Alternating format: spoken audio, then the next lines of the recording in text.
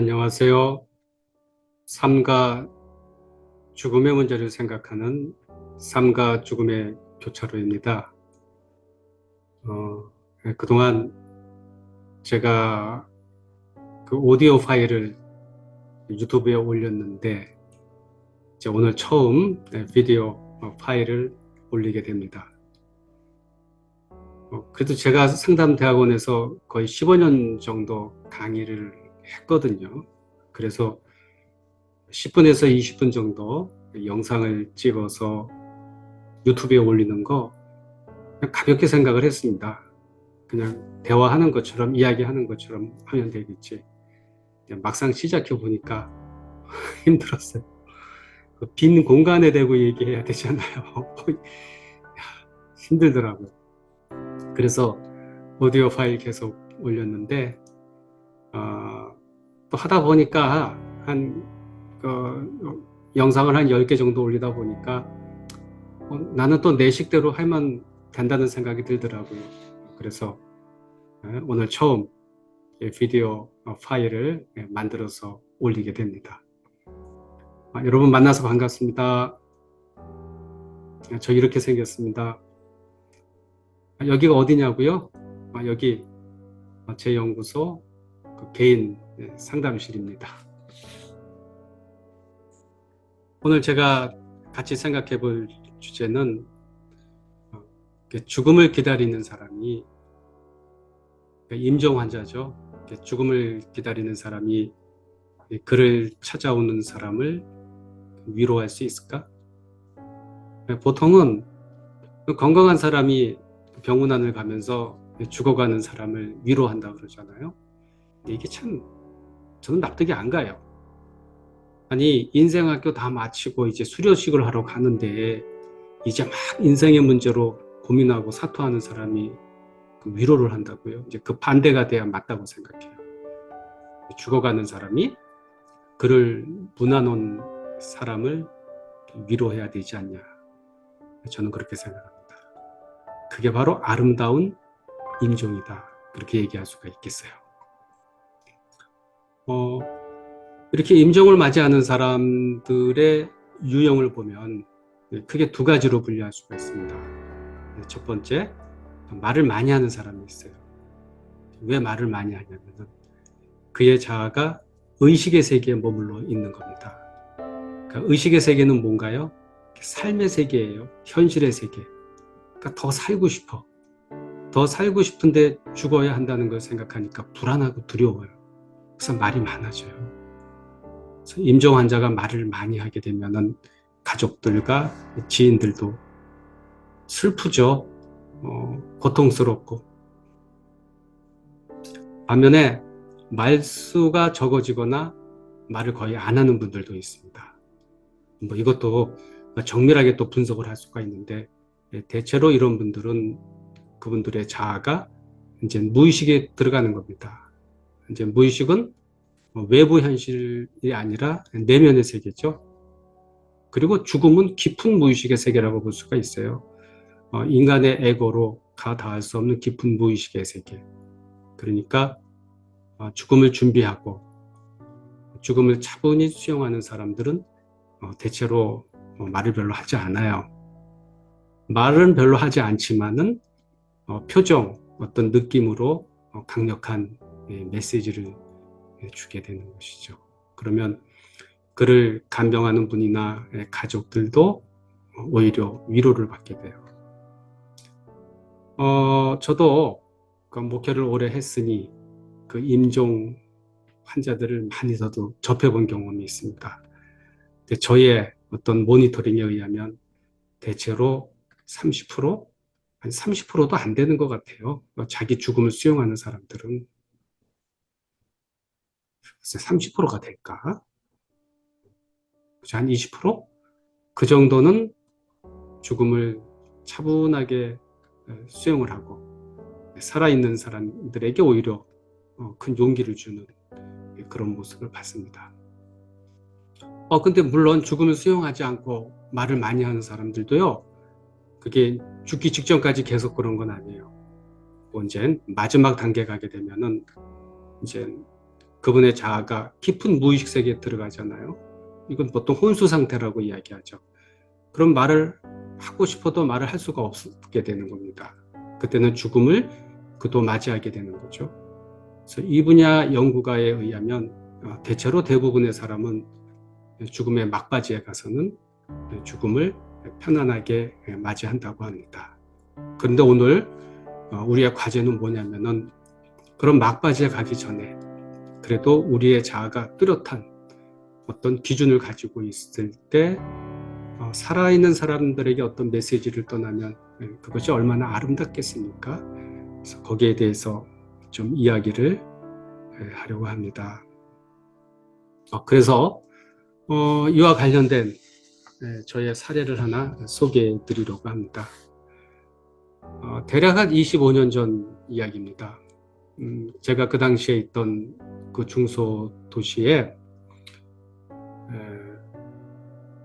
그 산부인과 의사로 아주 명의로 소문이 난 분이 있었어요.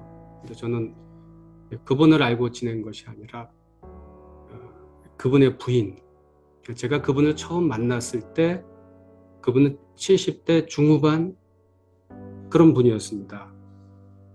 그래서 그런 분과 좀 인연을 가졌던 기억이 있는데 이제 주변 소문을 들어보니까 굉장히 돈이 많았었다 그래요. 뭐 부동산도 굉장히 많았다 그러죠. 그런데 제가 그분을 만났을 때는 30평대 아파트에 전세로 살고 있었습니다. 그래서 제가 그 집을 방문할 일이 있었는데 가보니까 정말 이게 뭐 좋게 얘기하면 검소한 거고 그렇게 큰 부자가 어떻게 이렇게 사나 싶을 정도로 정말 단조로웠습니다. 근데 이유가 이거예요. 이제 막내 아들이 사업에 재능이 있었고 또 사업에 어느 정도 성공도 했습니다. 그래서 사업을 확장하는 과정에서 이분들이 많은 재산을 그쪽으로 투자를 한 거죠. 그러다가 그만 부도가 나버리고 말았습니다. 그래서 거의 전 재산이 몰수당했다고 합니다.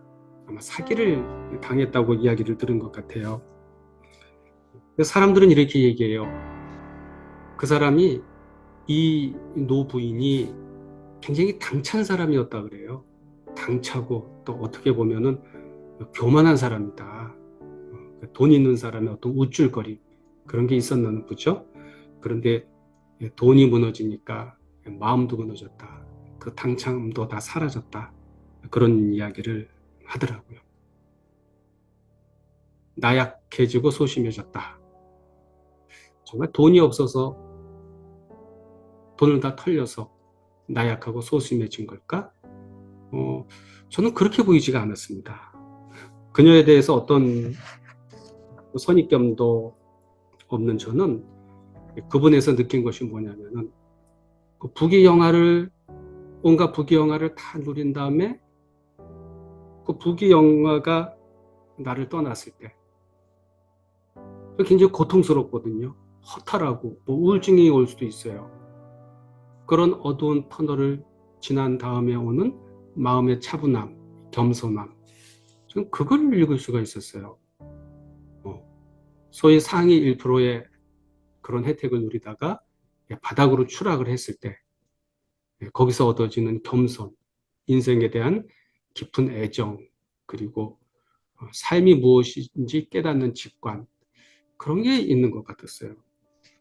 그래서 저는 구약성경 전도서에 나오는 그 솔로몬이 기억나더라고요. 솔로몬은 예루살렘 왕으로서 온갖 부귀영화를 다 누렸잖아요. 말년에 뭐라 그러죠? 해 아래 새 것이 없다. 다 헛되고 헛되다 그런 얘기를 해요. 물론 좀 야속해요. 뭐 우리 같은 사람 다 누리지 못하는데 그는 다 누리고 다 누리고 나서 다 헛되다 헛되다 그렇게 얘기하지만 사실 그 말이 맞는 말이죠. 그래서 인생에 대해서 정말 진지한 고민을 하는 사람에게 부귀영화는 아침 이슬과 같은 겁니다.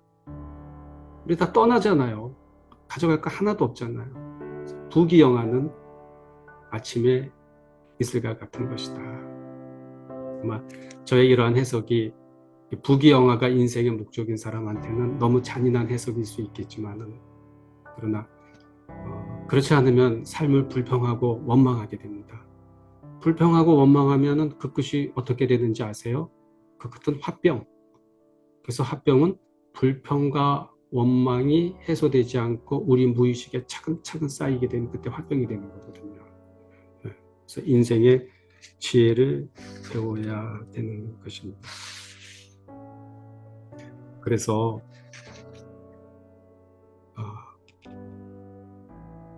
제가 볼 때는 그분은 없어질 것들을 미리 버리고 영원한 자선인 겸손을 얻었다. 없어질 것들을 다 버리고 영원한 자산인 겸손을 얻었다. 저는 그렇게 봅니다. 여러분, 그분의 아들은 탕자가 아니라 부모님께 영원한 나라에 들어갈 영적 자산을 선물한 효자가 아니겠는가. 그리고 아들은 아버지의 재산에 의존하지 않고 바닥에서 자기 인생을 다시 시작함으로 지난 인생 공부를 할 기회를 얻었다는 거죠. 이런 해석이 대중적이지 않아요. 이렇게 해석하지 않으면 어떻게 해석을 할까요?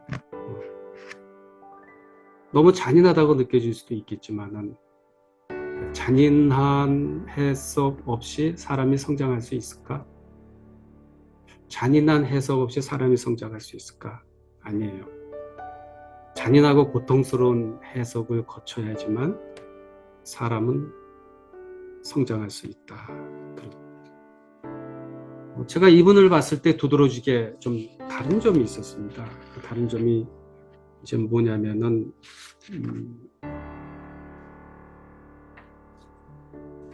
얼마나 많은 이야기를 들었겠어요. 말하자면은 그 지역에 유지로 살다가 그야말로 하루아침에 진짜 날벼락 맞은 그러한 꼴인데, 그래서 굉장히 많은 이야기가 이분의 귓가에 들려왔나 봐요. 그럴 때마다 이분이 저에게 이런 얘기를 하더라고요. 내가 다 받아야 할 것들이야. 내가 다 받아야 할 것들이야. 그리고 더 이상 얘기를 안 해요. 거기에 대한 주석도 없어요. 그런 분이었습니다. 그러다가 이분과의 거의 한 달 이상, 한 달 좀 더 된 것 같아요. 그만큼 연락이 딱 끊겼어요. 연락이 안 돼요. 전화도 안 받고. 어떤 일이 벌어졌냐면은 백혈병 진단을 받았고, 또 주치의로부터는 마지막을 준비하라는 그러한 이야기를 들었다고 했죠. 이분이 비록 당뇨가 있기는 했지만 그래도 비교적 건강했어요. 그래서 저와 아내는 그분이 입원해 있는 서울의 대형 병원에 찾아가서 그분이 평소 좋아하는 찬송가를 1절에서 4절까지 불러드렸거든요.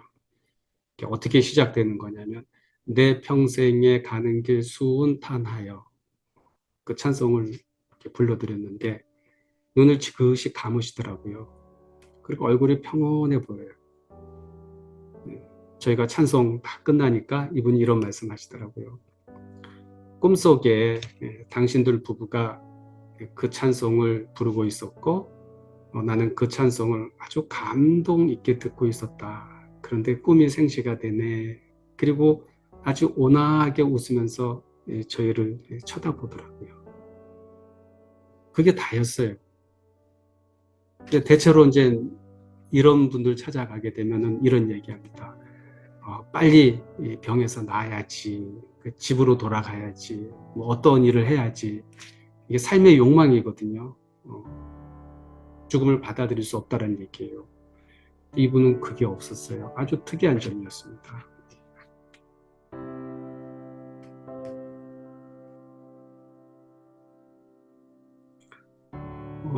가족들 이야기 들어보니까 또 이런 얘기 하더라고요. 참 우리 어머니에게 이런 점이 있었다고 하는 것을 이제 자기들 잘 몰랐다는 겁니다. 뭐 공부하느라고 늘 떨어져 있었고 그냥 어머니의 삶은 어머니의 삶이고 우리의 삶은 우리의 삶인데 어머니의 마지막이 너무 아름다웠다. 문병하러 오는 사람들을 오히려 위로하고 어떤 보이지 않는 메시지를 주는 것 같았다. 어머니는 더 이상 살 미련이 조금 더 없는 것 같았다. 그것이 우리 자녀들을 슬픔에서 위로해줬고 어머니를 편하게 보내드릴 수 있는 그 이유가 됐다. 그런 말을 하더라고요. 그래서 저는 그날 병실에서 나오면서 이런 생각을 했습니다. 죽어가는 시간에 그를 문병하러 온 사람들의 위로를 받는 것이 아니라 오히려 그들을 위로하고 그들을 격려해주고 그들에게 어떤 메시지를 줄 수 있다면 그거야말로 가장 아름다운 인정이다. 그런 생각을 했습니다. 그런데 이게 하루아침에 일순간의 의지와 결심으로 되는 건 절대 아니죠. 인생에 수없이 많은 쓰디쓴 그러한 경험 그리고 그 경험에 대한 해석 이런 의미 있는 해석이 내 속으로 육화되면서 내면화되면서 얻어지는 보화라고 생각합니다. 그래서 저는 늘 이런 얘기를 하죠.